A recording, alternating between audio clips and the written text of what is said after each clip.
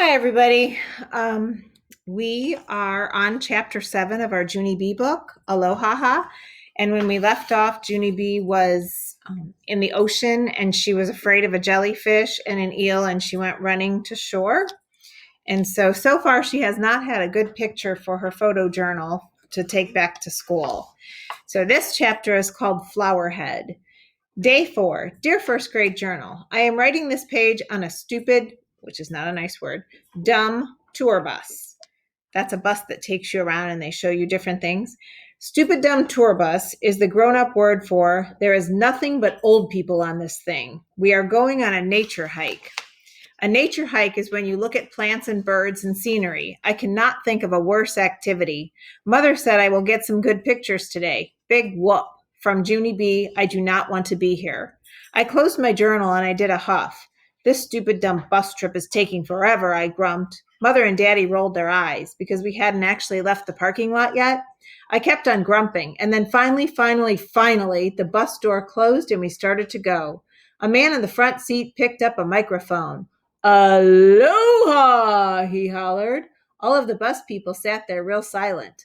And then a few of them said aloha back to him, only way quieter. The man laughed. Oh, come on, you can do better than that. Aloha, he hollered again. And so this time more people said it, but they still weren't loud enough for him, I guess, because we went through that same nonsense 5 more times. I tapped on my mother. This guy is getting on my nerves, I said. Shh, she said back. I looked at Squeezer. You know, that's her her blow up thing that she has around her belly. Being shushed is getting on my nerves too, I said. The man kept talking. His name was Donald, and he was our nature guide today. I did a sigh. Little children do not like nature, I said. But Donald kept on blabbing. He said we were on our way to a beautiful rainforest, and we would see some of the most spectacular scenery in the world. I covered my face. Little children hate spectacular scenery, I said.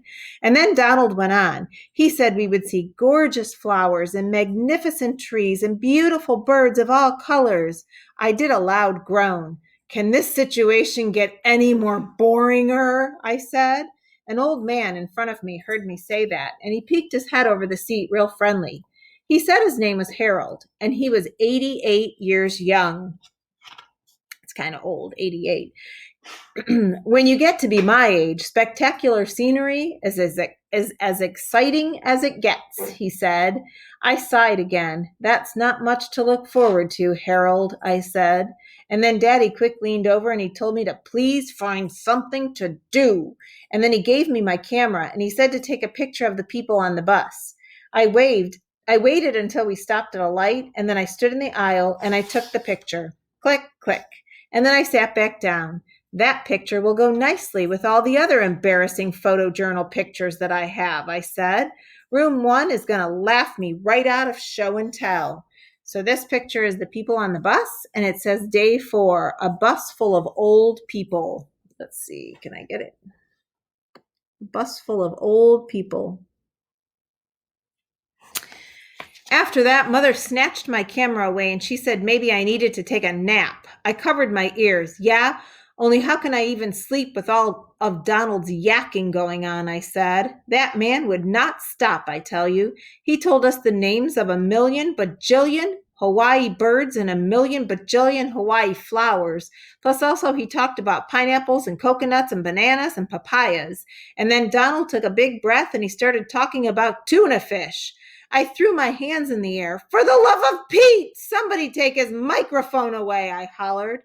And then Mother did a gasp at that comment, and Daddy did a gasp too. And I quick covered my mouth, but it was too late. All the bus people were stretching their necks to look at me.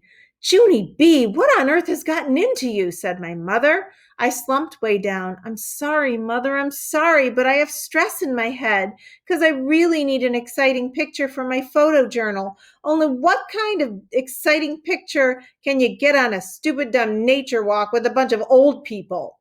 And then I stopped and looked over the seat. No offense, Harold. That means she really didn't want to hurt his feelings. None taken, he said back.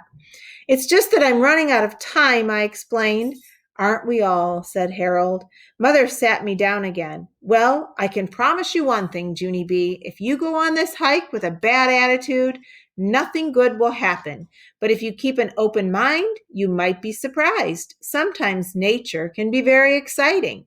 I slumped down even more. "Yeah, right, exciting," I said, and then I turned and looked out the window. I don't care what she says, nature is not exciting, not even if it's in paradise.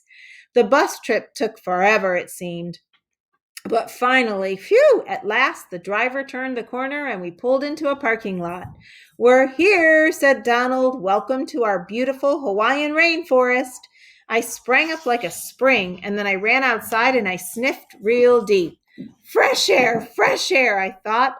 "I thought I'd never breathe you again," I said. And then pretty soon Donald gathered all the bus people around him and he gave us a nature guidebook and he told us all about the hiking rules. You know how Junie B is not very good at rules. "Hiking rule number 1, he said, please stay on the hiking trail and do not wander off on your own."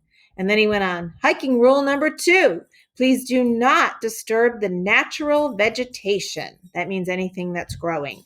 "And hiking rule number 3, please be respectful of nature and speak in quiet voices." Oh, and she's not good at that either. I looked at Squeezer and I rolled my eyeballs. "Wonderful. Another quiet voice day," I grouched. And after that, all of the bus people lined up behind Donald and we started hiking down the trail. It was as slow as molasses, I tell you. On account of every 2 seconds, people kept stopping to look at stuff.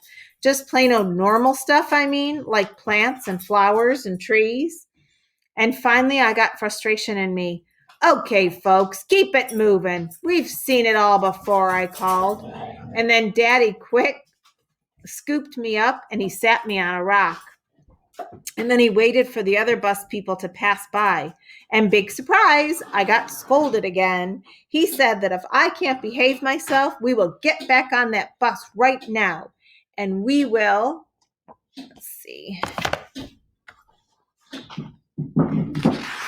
and we will sit there until all the people come back. "Is that what you want to do, Missy?" he said. "Huh? Is it?" I made a grumpy face. "No, Daddy," I said. "I don't want to do any of this stuff. I wish we could do something exciting because I've already seen flowers in nature before." And just then Mother picked up a flower that was lying on the trail. "Oh, but you've never seen a flower like this one, Junie B. Look how beautiful it is. It looks like a big red powder puff."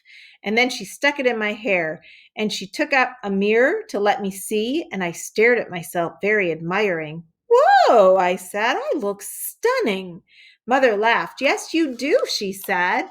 "This would make a really cute picture." My whole face got brighter. "Hey, yeah," I said, "this could be the first cute picture in my whole entire photo journal."